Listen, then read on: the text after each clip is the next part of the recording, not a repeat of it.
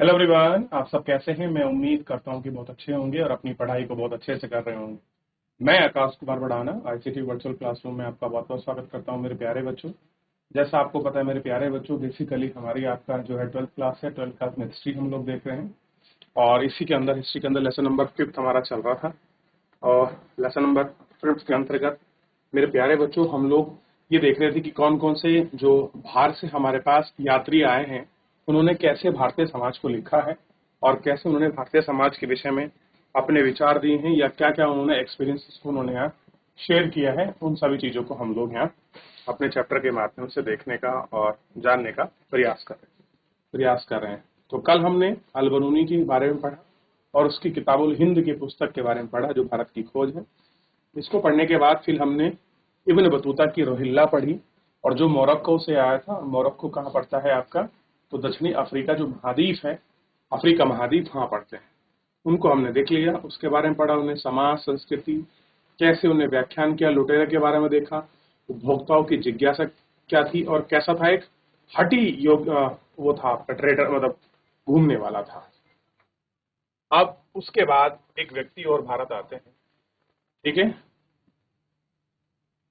और बड़े महान है वो, और उनका नाम है प्रावा बर्नियर। तो बर्नियर भारत आते हैं और देखिए, और बर्नियर क्या है।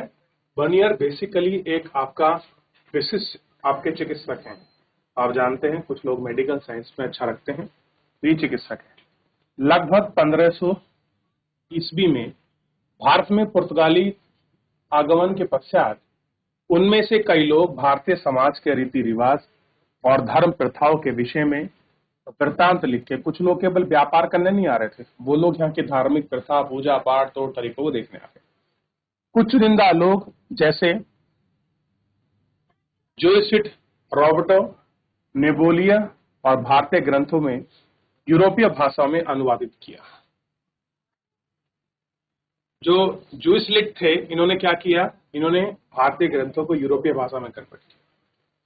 सुप्रसिद्ध लेखकों में से एक कौन थे, दुआर्ते बारबोसा, जिन्हें दक्षिण भारत का व्यापार और समाज का एक विस्तृत वर्णन लिखा है। इन्होंने लिखा है, इन्होंने। और कालांतर में 1600 ईस्वी के बाद भारत आने वाले डच, अंग्रेज, फ्रांसीसी यात्री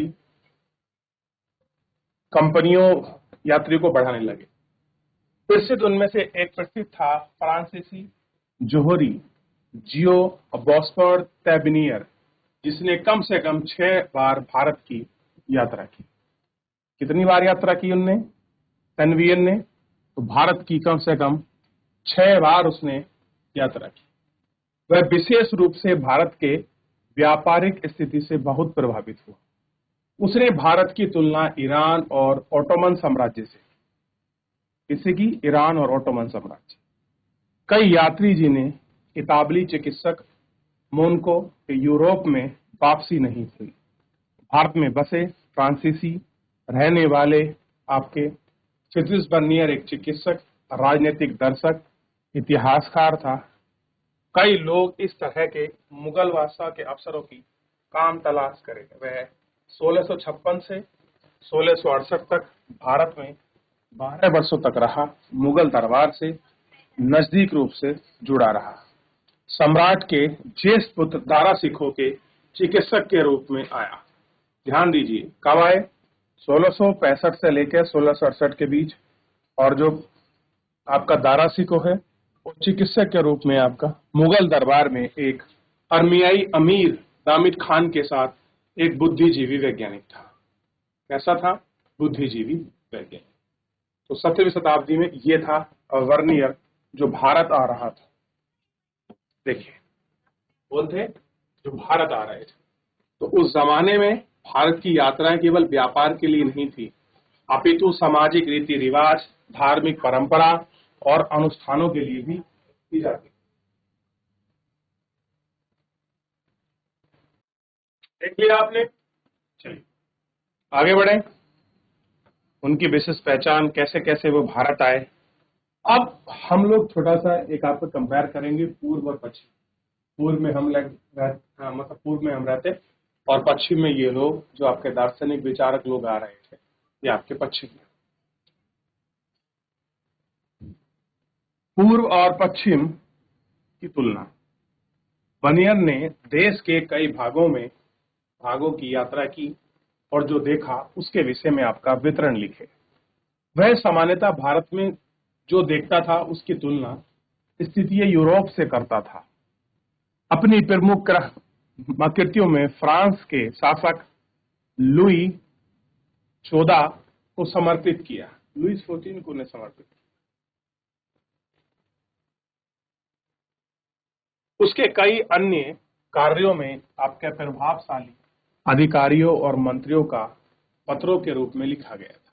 प्रत्येक दृष्टांत के बारे में बर्नियर ने भारत की स्थिति को यूरोप में विकसित तुलना में दर्शनीय बताया है। जैसा कि हम देख सकते हैं कि उसका आकलन हमेशा सटीक नहीं था, फिर भी वे उसके कार्य प्रकाशित और बर्नियर के वृत्तांत अधिक प्रसिद्ध हुए। कह रहे जो कार्य लिखा है वो फिर भी सटीक नहीं था, लेकिन वो प्रसिद्ध हुए। ठीक है, उसने लिखे। ठीक, आप ये टैबनियर की आपकी ड्रेस है। टैबनियर यहाँ भारत की पोशाक पहने हुए है, उसने लिखा। और कंपैरिजन था पूर्वी और पश्चिमी देशों का आपस में।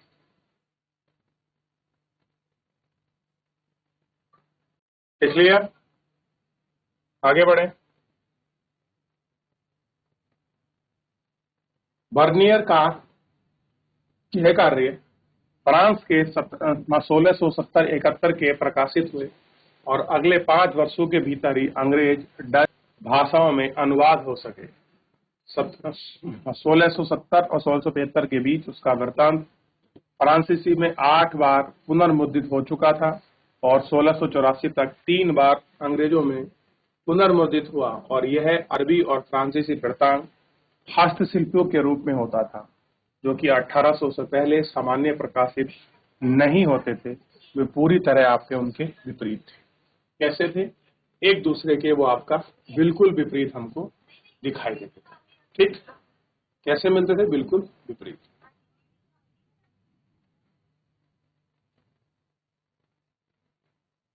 ठीक है, अब कह रहे हैं कि एक अपरिचित संसार की समझ, अल-बिरूनी तथा संस्कृतिवादी परंपरा।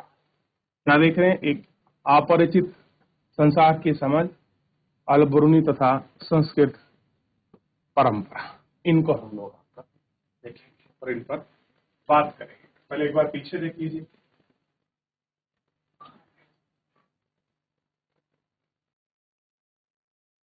कह रहे हैं कि समझने में बाधा और उन पर विचार अगर हम करें तो हमें विचार दिखाई।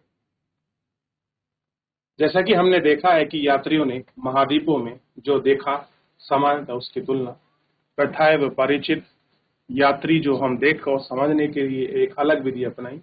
उदाहरण के लिए अल-बिरूनी अपने निर्धारित उद्देश्यों में हित में समस्याओं से परिचित था। उसने कई अवरोधों की चर्चा की जो उसके अनुसार समझ में बाधक थे। इनमें से पहला अवरोधक भाषा थी। उसके अनुसार संस्कृति अरबी और फारसी में इतनी भाषा थी कि विचार और सिद्धांतों को एक भाषा दूसरे के अनुवाद करना आसान नहीं था। कैसा था? एक दूसरे की भाषा को, एक दूसरे की चीजों को अनुवाद करना आसान नहीं था। क्लियर है? ये हमने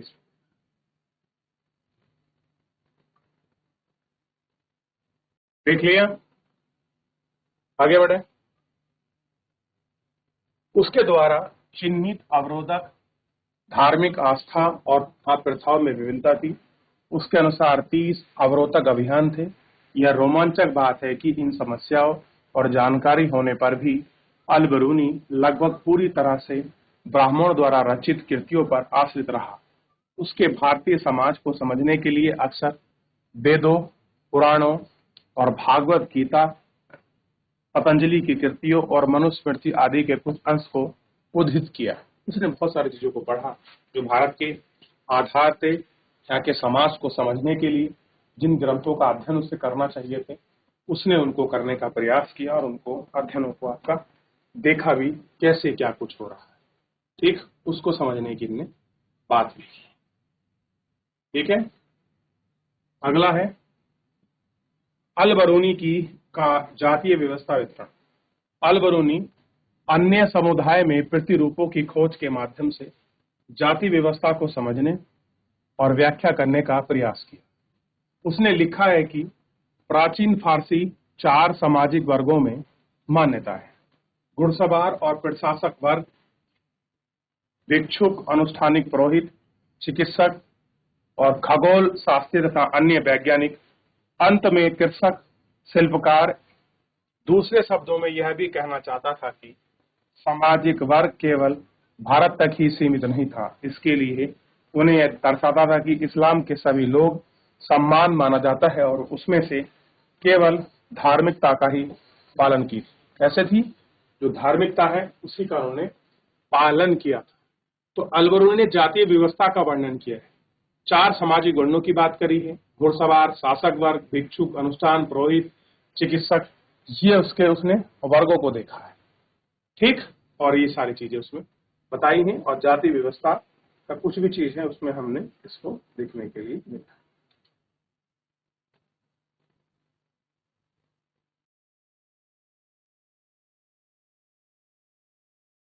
जाति व्यवस्था के संबंध में ब्राह्मणवादी व्यक्तियों को मानने के बावजूद अल बरूनी ने अपवित्रता की मान्यता को अस्वीकार किया। वह व्यक्ति जो अपवित्र हो जाती है वह पवित्रता की मूल स्थिति पर पुनः प्राप्त करने का प्रयास कर वह सफलता होती है। सूर्य हवा को भी स्वच्छ करता है, समुद्र में नमक पानी को गंदा होने से बचाता है। अल बरूनी ने जोर देकर कहता है कि यदि ऐसा नहीं होता तो पृथ्वी पर जीवन असंभव होता। कह रहे जो चीजें हो रही हैं वो लाइफ को संभव बनाने के लिए हैं। अगर ऐसा नहीं होता तो जीवन भी संभव नहीं होता। उनके अनुसार जाति व्यवस्था में सन्निहित अपवित्रता की अवधारणा है, प्राकृतिक नियमों के विरुद्ध है। और कह रहे हैं कुछ प्राकृतिक नियमों के विरुद्ध भी उन्होंने बात करी। अब थोड़ा सा हम अल बरूनी की जो आपके वर्ण व्यवस्था है वो कैसी वर्ण व्यवस्था की बात करता है इसको भी हम लोग अपने चैप्टर में देखें।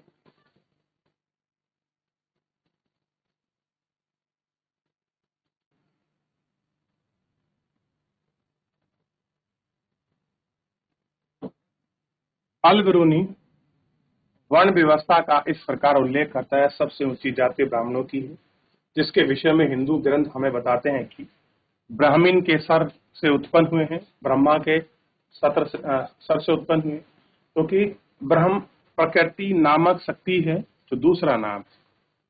सिर यानी कि शरीर का सबसे ऊपरी भाग, इसलिए ब्राह्मण पूरी जाति में सबसे आपका चुनिंदा भाग है। यही कारण है कि हिंदू इन्हें मानव जाति में सबसे उत्तम मानते हैं, ब्रह्मा की होने की वजह से और सिर से ऊपर होने की वजह से। अगली जाति क्षत्रिय है, जिनका सर्जन ऐसा कहा जाता है ब्राह्मण के कंधों अथवा हाथों से, जो आपके ब्रह्मा है उनके हाथों और कंधों से हुआ है, जिनका ब्राह्मणों से अधिक नीचा नहीं है। उनके पश्चात वैश्य हैं, जिनका उद्भव आपका ब्रह्मा की जांघों से हुआ है, और शूद्र जिनका सर्जन आपके चरणों से हुआ है। अंतिम 2 वर्गों में अधिक अंतर नहीं, लेकिन इन वर्गों के बीच विभिन्नता होने पर भी एक साथ शहरों और गांव में रहते हैं, घरों और आवास में आपका मिलते जुलते। ठीक, ये वर्ण व्यवस्था थी जो आपको देखने को मिली।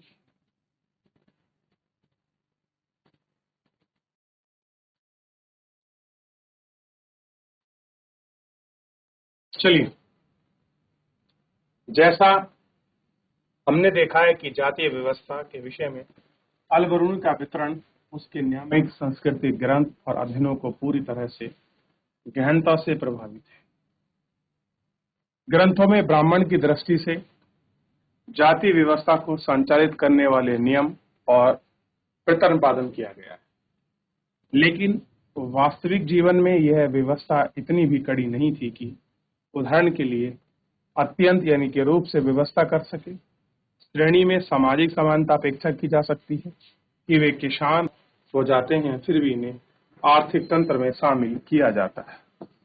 कैसा है, हम इनको आर्थिक तंत्रों में आपका शामिल कर। चलिए देख लिया। तो फिलहाल मेरे प्यारे बच्चों, आज के लिए इतना ही। जो भी बहुत सारे यात्री आए उन्होंने अपनी यात्रा वृत्तांत लिखा, जातीय व्यवस्था के बारे में क्या लिखा उसको पढ़ा। फिलहाल आज के लिए इतना ही, मिलते हैं नेक्स्ट लेक्चर में।